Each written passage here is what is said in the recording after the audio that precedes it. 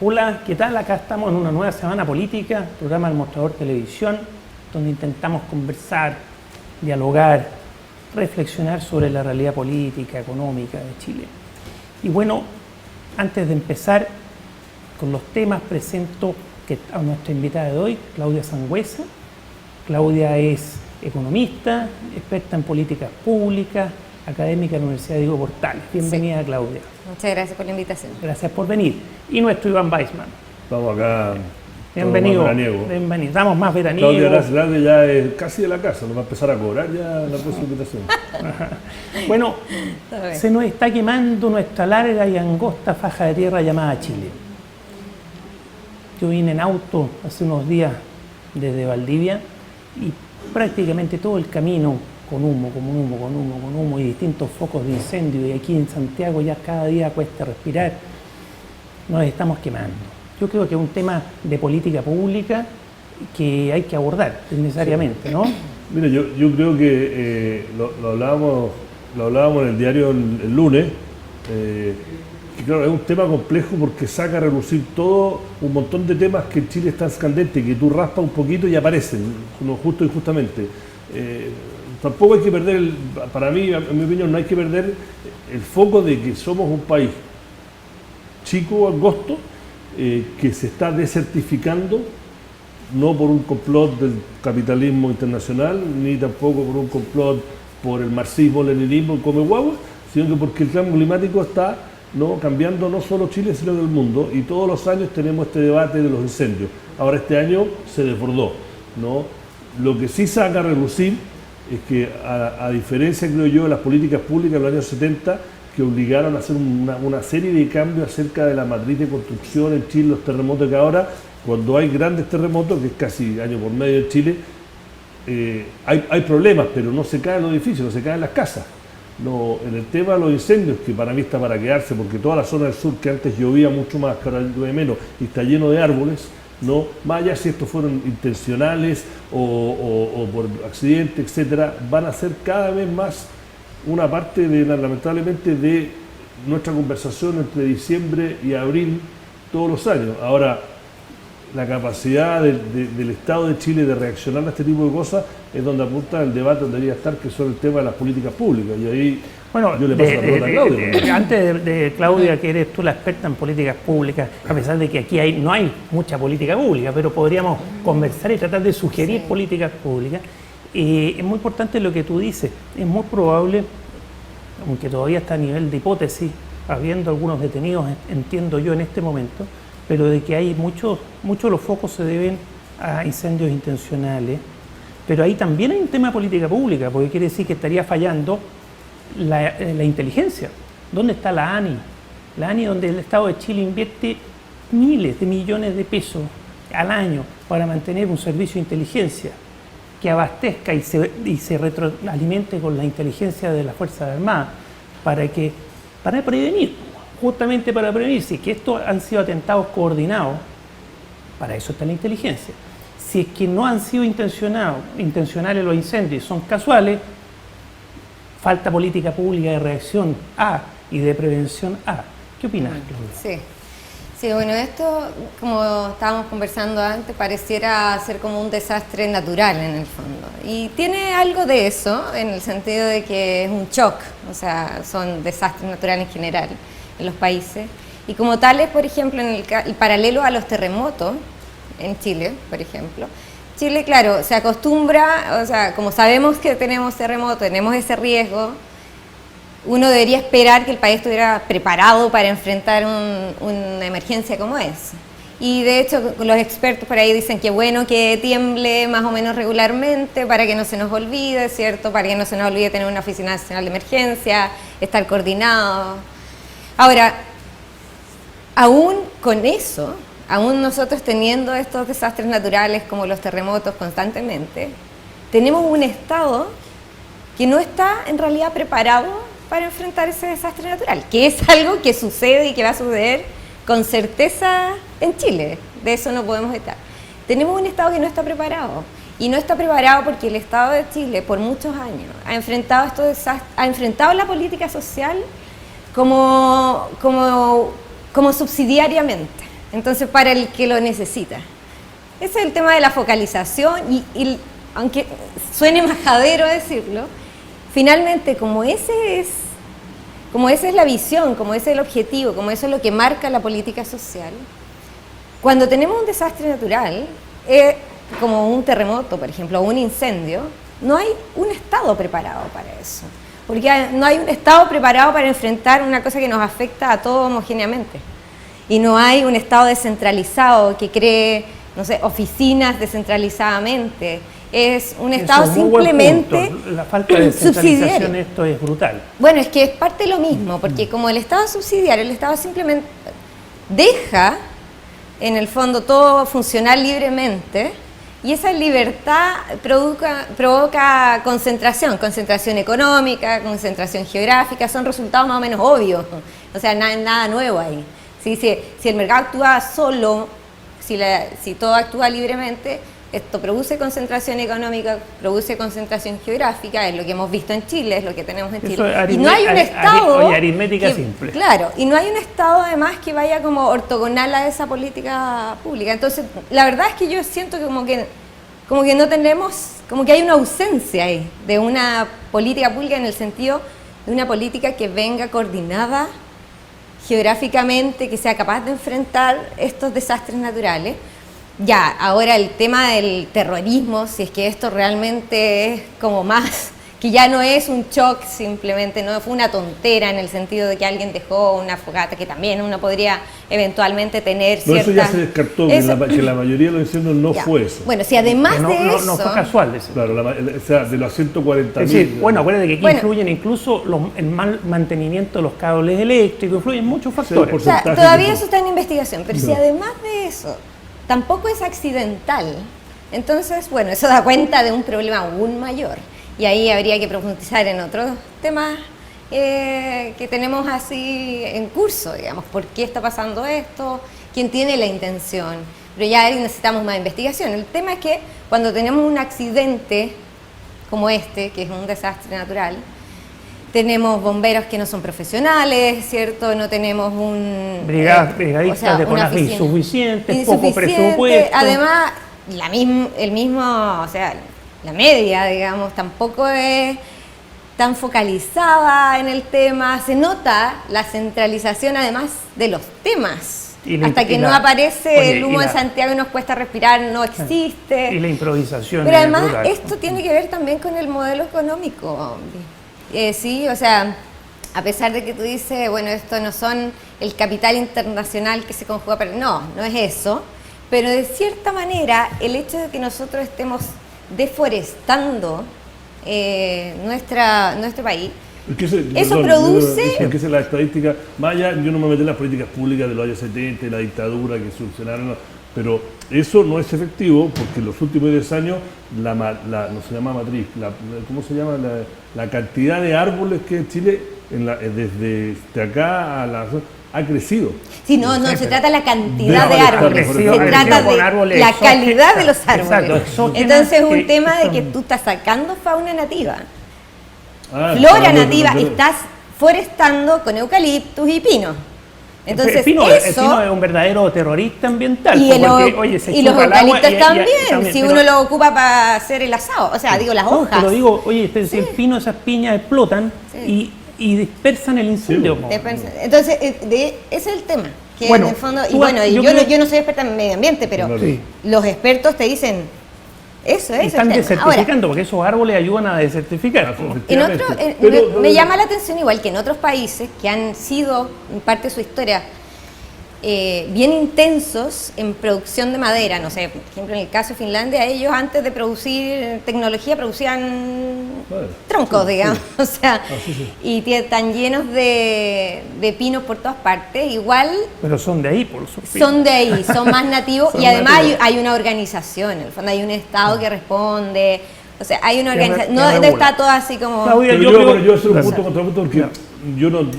Vaya que matice, pero no me acuerdo, porque por ejemplo, tú ves lo que pasó el año pasado en Australia, que es un país con políticas públicas admiradas en el mundo entero, y Australia lleva 3 veranos seguidos quemándose, o sea, en Australia se quemaron ciudades el año pasado y el antepasado, Argentina, que es un país que conozco mucho como los que no del programa, que vive allá, mencionan allá, que viene saliendo de 12 años de un gobierno altamente progresista o populista, como depende de uno lo quiera ver, te está quemando la pampa al sur. Entonces, más allá de que pueden haber ciertas cosas que hacemos mal, y el Estado de Chile hace muchas cosas mal, yo ahí a ponerle un tinte político de que por qué Chile pasa, yo ahí me abstengo, yo no lo compro eso. Pero yo apuesto que pero está bien lo que tú dices porque no apunta a la inevitabilidad de ciertas pero cosas. Se pueden hacer ciertas cosas pero para mitigarlo. Sí, independiente, claro, independiente de que, o sea, porque no sabemos por qué se produjo. Hay un componente que tiene que ver con lo, como tú decías, está pasando en todo el mundo. O sea, se está calentando el mundo y se está calentando el mundo y hay más probabilidad de que esto pase. Y entonces, bueno, si eso es así, de nuevo, si eso es así, con el mismo caso de los terremotos, si es así que vamos a tener un terremoto siempre, bueno, hay que estar preparados. ¿Ya? Entonces, hay que desarrollar cierta infraestructura social.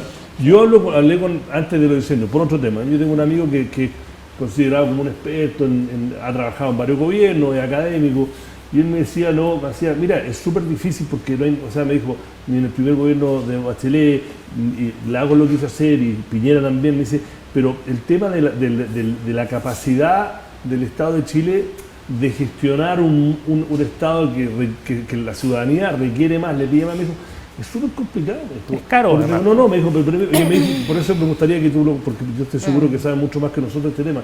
Él me decía, mira, primero que todo, por el tipo de, como está dividido Chile, dice, querer que gente venga a trabajar a la CONAF es súper complicado. Y eso lo puede multiplicar por cualquier ministerio, excepto quizás Hacienda o Justicia. Por la que está dividido en sentido regionalmente, educacionalmente, entonces claro, si ustedes dicen, y en el modelo ustedes le dicen, no, que si tal ministerio está cooptado por la ADC o por amigos, si no está cooptado por ellos, no habría gente trabajando. Porque no hay, si tú mañana usaras la alta dirección para todo, desde hasta el junior del ministerio del cual defiende la CONAF, usando porque ahora agricultura. De agricultura. Me dice, tendría mucho problema.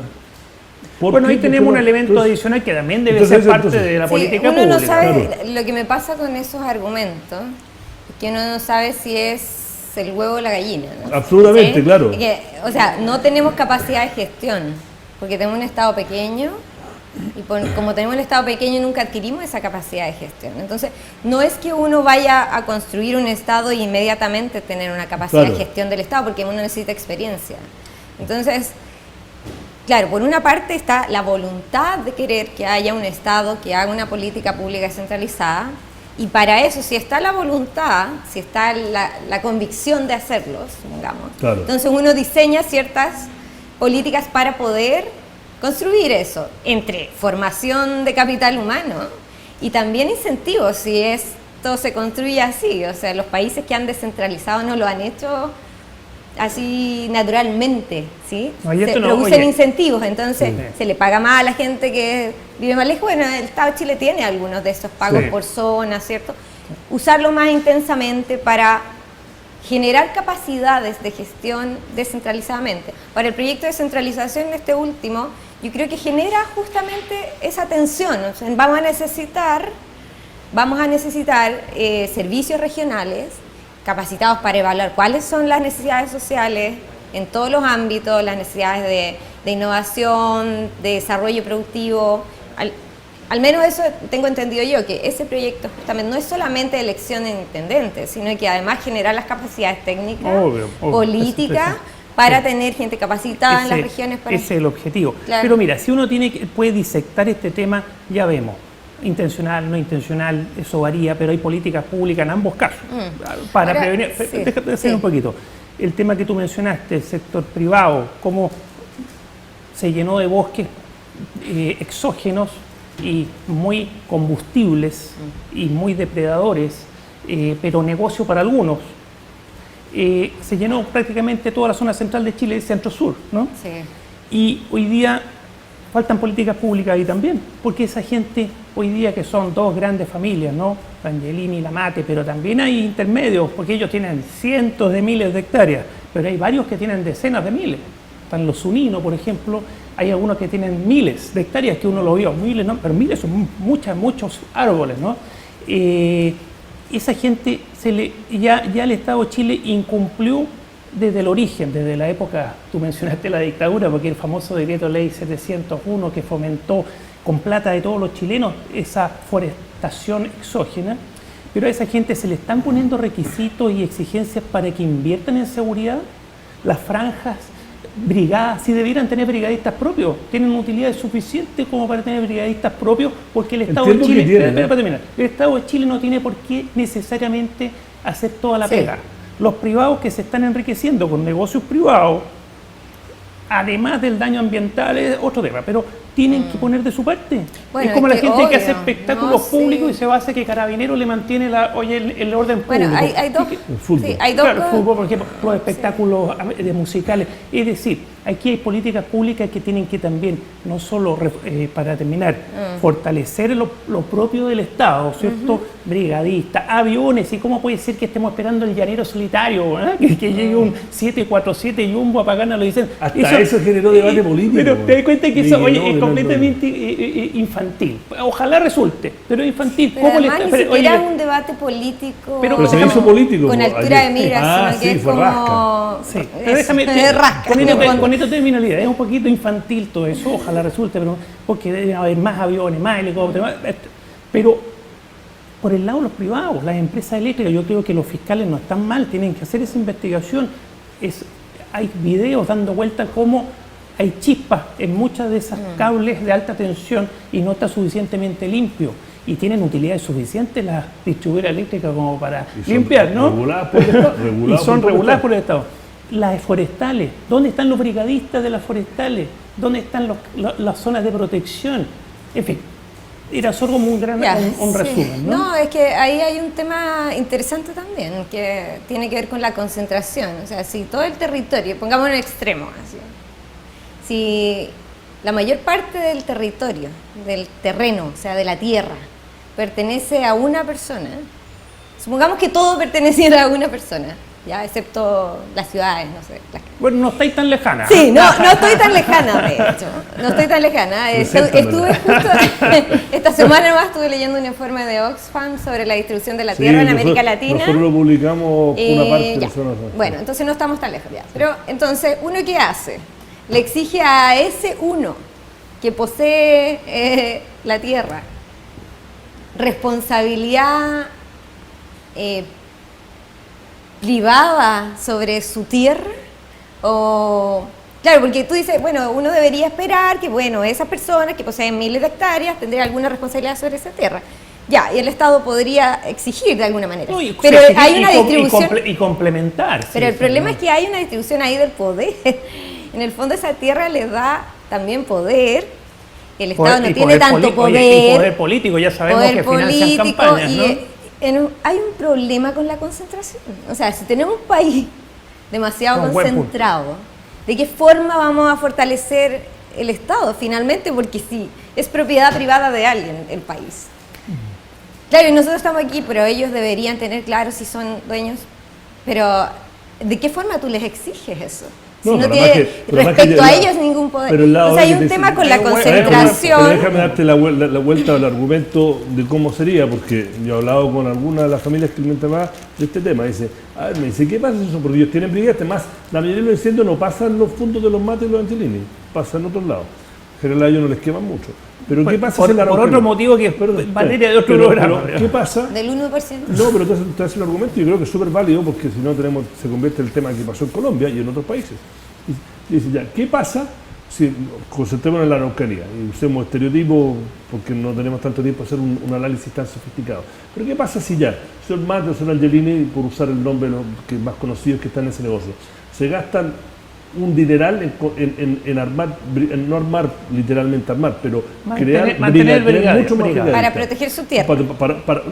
Digamos que ni siquiera lo inicial es para proteger, lo inicial es para lo que dice Federico, ser mucho más proactivo para prevenir incendios. Pero dice, ¿qué pasa? ¿Cómo pasa esa línea muy finita? Y nosotros tenemos como país una historia tremendamente triste de un pseudo antes de la dictadura, de enfrentamiento. ¿Qué pasa si contratan 2.000 brigadistas? ¿Qué diría el mostrador? Puta, no, en concentración económica, no nos mate, contratan 2.000 brigadistas cuando todo el ejército de Chile no tiene más de 500 en esa zona. Y esos 2.000 brigadistas, su rol es al inicio prevenir incendios, pero resulta que se le mete gente y de repente dicen, bueno, algunos van a tener armas. Después se crean estos ejércitos privados. ¿Cómo paráis que se... eso es parte de la política, eso es parte de la política pública. Sí. Ojo con lo que le exigimos que ellos tengan. Es un buen punto. Es un buen punto. Claro, una forma de redistribuir, cuando uno habla de ingresos, por ejemplo, una forma de redistribuir en un país altamente concentrado es impuestos progresivos, con eso financio, claro. No sé, carabineros, ¿cierto? Los carabineros están disponibles para todos. Esa es la lógica del impuesto progresivo. Esa es la progresivo. lógica del impuesto. Ahora, en este caso es una variante más, porque ya no es ingresos, es riqueza, ¿sí? Claro. Es tierra, es territorio, ¿sí? que es algo adicional, es también desigualdad, pero es algo distinto, es poder, ¿sí? La riqueza, tener riqueza es poder. También, claro. Sí, y eso ya es un poco distinto, pero tiene el mismo problema, en el fondo, que ¿cómo establezco ahí, con una mala distribución del poder, políticas públicas que sean realmente eficientes para todos? Por eso quizás no sea la vía que ellos tengan brigadistas, quizás la vía sea que paguen un royalty con el cual se financien todas las externalidades negativas. Se compensa la externalidad negativa y se financien más brigadistas. Yo tengo una posición respecto a eso y yo creo que el problema es en realidad la mala distribución del poder. O sea, eso genera un montón de otros problemas. Yo no creo que sean solucionables esos problemas simplemente con impuestos progresivos. Sí, algo más tiene que haber. Y de hecho, el informe de Oxfam estaba en esa línea. El problema es, en América Latina, esta mala distribución. No, pero eso es un dato. Hay que tratar de revertirlo con medidas públicas. Y además, lo que yo me preguntaba era, oye, tuve una reforma agraria bastante compleja en los años 60, 70. No, pero si en Chile eso terminó regresivo y al final terminó más concentrado el campo de lo que estaba. ¿Así? Pero claro, ahora terminó más concentrado en empresas agroindustriales, más productivas, pero mucho más concentrado. Pero ese tema se viene, ¿no? Porque, o sea, hay un tema con la ciudad, que también es un poco lo mismo, ¿sí? El territorio, ¿cuál es el espacio público? ¿Cuál es el espacio todo? El tema de vivienda, es parte de lo mismo. Bueno, nosotros mismos tenemos un tema en la Araucanía, que también es producto de mala política pública y en todo distribución sentido, del territorio también, que no tiene Bueno, ahí las objetivo. grandes empresas forestales son dueñas prácticamente de la Araucanía y le dejan los desechos al resto y además han desertificado, ya no pueden vivir. Mira, es complejo. Oye, los militares, ¿por qué, pregunto yo, no puede haber brigada, es decir, no puede haber entrenamiento a los militares? ¿Qué tiempo tienen para que en caso de crisis puedan salir a pagar ellos? Ahora entiendo que hay 1.700 militares apoyando. ¿Tienen preparación? ¿No tienen preparación? ¿Por qué hay 1.700 y no hay 3.000? No lo sé. Yo creo que también en parte, de hecho reciente que también la historia de Chile dice, oye, que cuidado con los militares, es verdad, pero no, hay que ir pero en el cosas, caso de emergencias, por ejemplo, en el caso de terremotos muy grandes, siempre la política es que sacan a los militares a ayudar. Claro, pero ahí salen a controlar el orden público. Sí. Pero digo, hay militares entrenados para ir a apagar incendios, tienen material para eso. Bueno, algo que te iba a decir, yo creo que quizás porque no conozco completamente la historia hacia atrás de incendios, no he visto como un indicador de incendios por año los últimos 40 años. Bueno, yo 40, salió en uno de los diarios los últimos 10 años, todos los años más. Yo tengo esa percepción también. En el mundo también, porque lo comparan con el mundo, en el mundo también. Yo tengo esa percepción que cada vez más... Con el alza de las temperaturas, o sea, bueno, es que si ese es el tema, si ahora cada vez tenemos más, eso es nuevo, no es los terremotos que siempre están, ¿cierto? Entonces, es nuevo y por lo tanto también para todos es nuevo. En ese sentido, tenemos que pensar que como hay algo que está pasando que es novedoso, o sea, que es novedoso en el sentido de que recién... ¿Y será el gobierno actual capaz, según tú, Claudia, de asumir este desafío de reinventarse y repensar esto?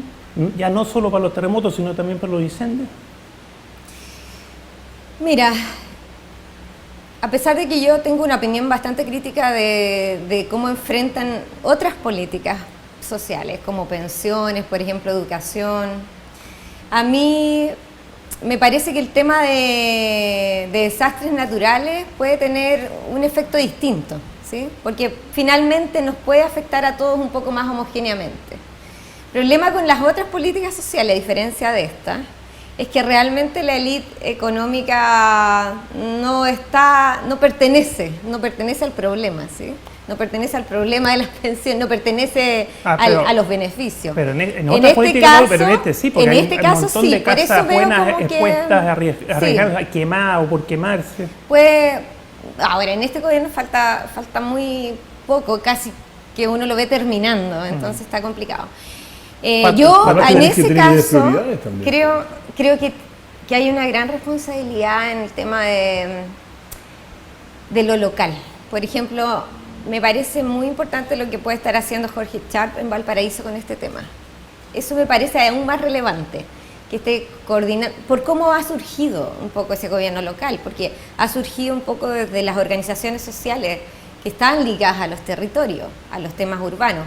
Entonces, tener ahí a las organizaciones sociales haciendo la política pública, pensando en esto a más largo plazo, pensando además lejos de la élite económica, en el sentido de poder cuestionar, por ejemplo, los temas de forestación, de árboles nativos, o sea, el tema medioambiental, el tema política y todo. A mí me parece que por allá hacia allá vamos, en el sentido, hacia allá deberíamos ir, al menos.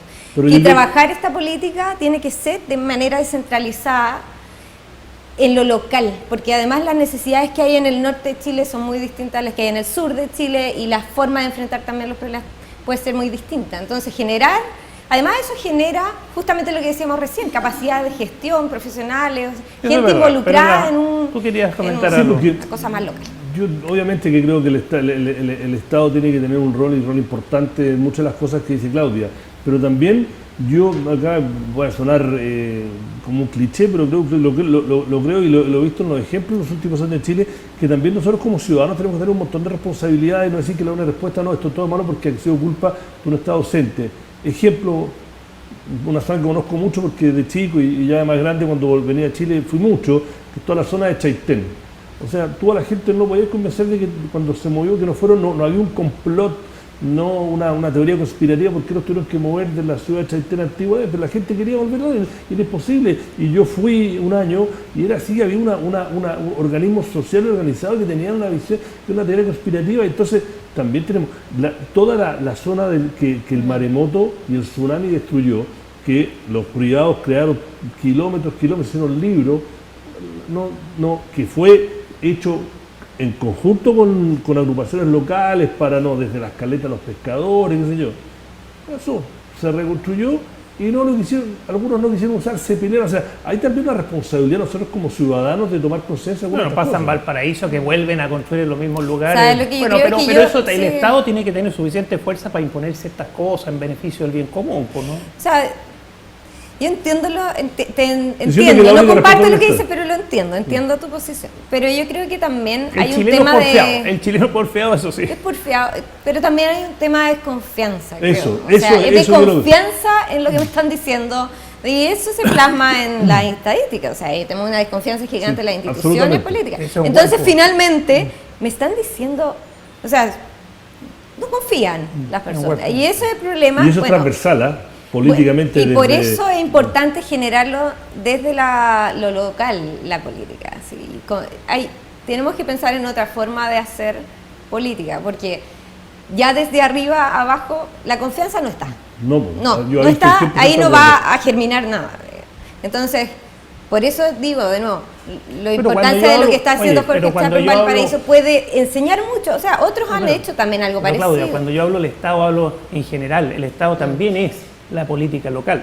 Sí, por supuesto. En tu ejemplo, es el Estado de Chile. Pasa que a nivel municipal, pero es el Estado de Chile. No, yo no estoy pensando en el Estado, en la moneda, no. Estoy pensando, cuando pienso en un Estado descentralizado, no pienso en un Estado centralizado. Oye, cuando invitamos a Claudia, queríamos hablar de temas de AFP, previsión. Y claro, estamos convencidos de hablar del incendio, pero le prendimos la mecha y ¡pum! Pero se nos vino encima el incendio. Es súper interesante porque se nos vino encima el incendio. Desnuda un montón de falencias que tenemos como sociedad. Así que fue necesario dedicar este programa a eso. Así que el tema de las pensiones y la previsión en Chile y sus falencias va a ser permanente. Vamos a hacerte otra invitación para eso. Ya.